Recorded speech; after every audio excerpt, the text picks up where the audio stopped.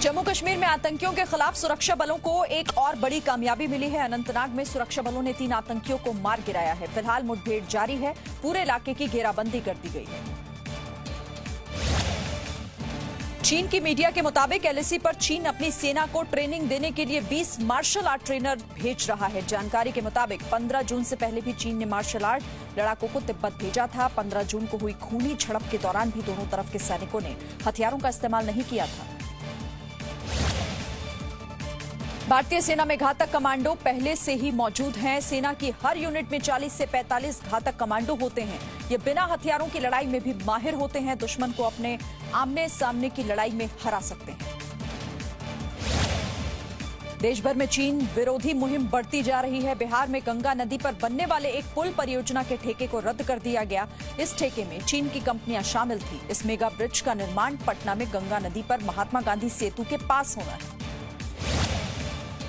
देश के कई हिस्सों में चीन के खिलाफ प्रदर्शन जारी है। दिल्ली के लक्ष्मी नगर इलाके में लोगों ने मार्च निकाला। गलवान के शहीदों को याद करते हुए चीन को सबक सिखाने की मांग की गई। चीन के सामान का बहिष्कार करने की भी अपील की गई। भारत और चीन के बीच जारी तनाव के बीच जापान में चीन के खिलाफ प्रदर्शन किया गया। जापान की राजधानी टोक्यो में लोगों ने अपना विरोध दर्ज कराया। विरोध प्रदर्शन में कई मानवाधिकार कार्यकर्ता शामिल हुए।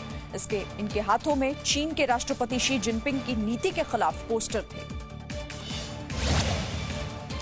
भारत चीन सीमा के पास उत्तराखंड के पिथौरागढ़ में 5 दिनों में दोबारा बेली ब्रिज बना लिया गया। 22 जून को ये पुल ओवरलोड ट्रक की वजह से टूट गया था, जिसके बाद करीब 15 गांवों का संपर्क टूटा हुआ था। सुरक्षा के लिहाज से भी ये पुल काफी अहम है। नेपाल के प्रधानमंत्री केपी शर्मा ओली ने भारत पर गंभीर आरोप लगाए हैं। ओली ने कहा कि उनकी सरकार को गिराने के लिए भारत में बैठकें हो रही हैं। नेपाल ने हाल ही में संविधान संशोधन पारित किया, जिसके तहत उत्तराखंड के कुछ हिस्सों को नेपाल में दिखाया गया है। भारत के विरोध के बावजूद इमरान खान सरकार ने गिलगिट बाल्टिस्तान में 18 अगस्त को आम चुनाव कराने की घोषणा की। भारत और पाकिस्तान के बीच इस क्षेत्र को लेकर विवाद है। भारत इसे अपना क्षेत्र मानता है। पाकिस्तान की सुप्रीम कोर्ट की इजाजत के बाद यह फैसला लिया गया। देश में कोरोना संक्रमितों की संख्या 5,28,000 के पार पहुंच गई। पिछले 24 घंटे में कोरोना संक्रमण के 19,000 से ज्यादा मामले सामने आए। देश में अब तक कोरोना से 3,09,000 लोग ठीक हो चुके हैं। 2 लाख लोग अब भी संक्रमित हैं। देश में कोरोना से अब तक 16,095 लोगों की मौत हो चुकी है।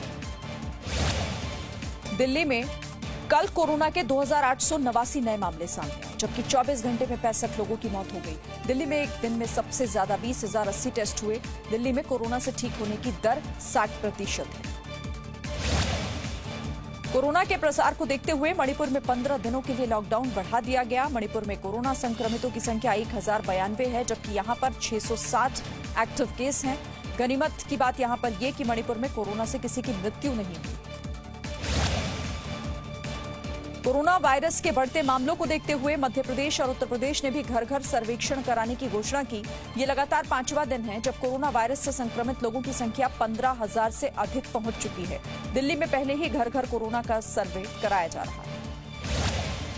कोरोना वायरस को देखते हुए पंजाब सरकार ने यूनिवर्सिटी और कॉलेजेस की परीक्षाओं को 15 जुलाई तक टालने की बात कही।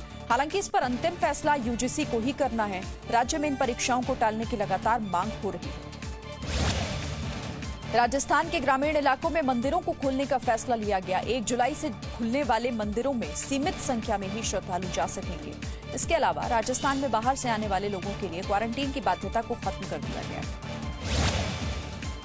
असम के गुवाहाटी में 14 दिनों के लिए संपूर्ण लॉकडाउन घोषित कर दिया गया। लॉकडाउन से ठीक पहले गुवाहाटी के बाजार में काफी भीड़ थी। सामाजिक दूरी का भी पालन नहीं हो रहा था।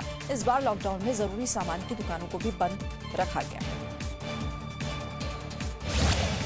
चीन की राजधानी बीजिंग और हुबेई प्रांत में फिर से सैकड़ों कोरोना संक्रमित मरीज मिले हैं। चीन की मीडिया रिपोर्ट के मुताबिक नए मामले से लोगों में काफी डर बढ़ गया है। लोग कोरोना के वापस लौटने की आशंका जता रहे हैं। आनंदीबेन पटेल को मध्य प्रदेश के राज्यपाल का अतिरिक्त प्रभार सौंपा गया। मध्य प्रदेश के राज्यपाल लालजी टंडन का लखनऊ के एक निजी अस्पताल में इलाज जारी है। आनंदीबेन पटेल पहले से ही यूपी की राज्यपाल है। तमिलनाडु के तुतिकोरिन में पुलिस हिरासत में हुई पिता पुत्र की मौत की जांच सीबीआई करेगी। मुख्यमंत्री ने इसे लेकर आदेश दिए। हाल ही में तुतिकोरिन में मोबाइल फोन की दुकान चलाने वाले पिता पुत्र को पुलिस ने हिरासत में लिया था, जहां दोनों की मौत हो गई थी। दोनों पर लॉकडाउन उल्लंघन का आरोप था।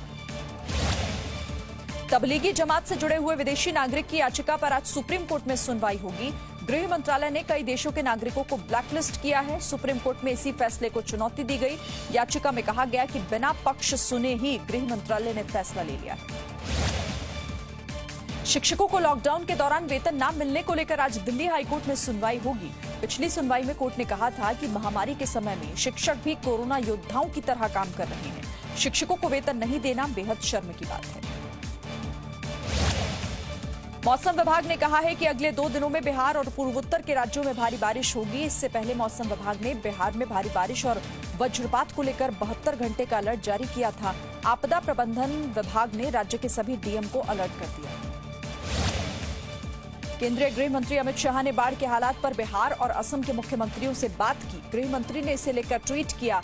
बिहार और असम की जनता की सुरक्षा के लिए केंद्र सरकार की तरफ से हर संभव मदद का आश्वासन दिया गया है।